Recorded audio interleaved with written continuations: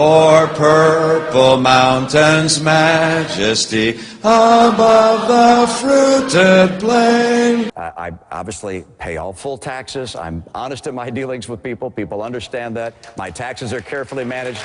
And I pay a lot of taxes. I've been very successful. And when I have our taxes ready for this year, I'll release them. I pay a lot of taxes. I've been very successful. I pay a lot of taxes. I've been very successful. What's the effective rate I've been paying? Well, it's probably closer to the 15% rate than anything, because my last 10 years, my income comes overwhelmingly from investments made in the past. When you release yours, will you follow your father's example? Maybe. I don't know how many years I'll release. I'll take a look at what our documents are, and I'll release multiple years. I don't know how many years. Ronald Reagan came up with this great thing about the misery index, and that he hung that around Jimmy Carter's neck, and that had a lot to do with Jimmy Carter losing. Well, we're going to have to hang the Obama misery index around his neck. I'll tell you what. 10,000 bucks? $10,000 bet? I'm not in the betting business, but okay. I should also tell my story. I'm also unemployed.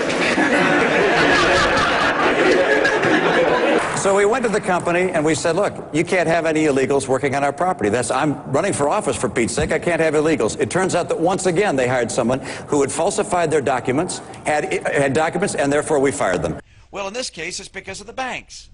Now, the banks aren't bad people. They're just overwhelmed right now. They're overwhelmed with a lot of things. One is a lot of homes coming in that are in foreclosure. I think people recognize that I'm not a partisan Republican, that I'm someone who is moderate, and that my views are progressive. But I was a severely conservative Republican governor. Now you asked me an entirely different question. What do you...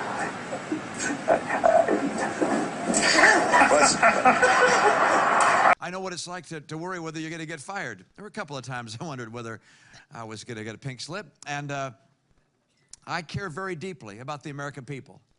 Do you suggest that anyone who questions the policies and practices of Wall Street and financial institutions, anyone who has questions about the distribution of wealth and power in this country, is envious? Is it about jealousy, or is it about fairness?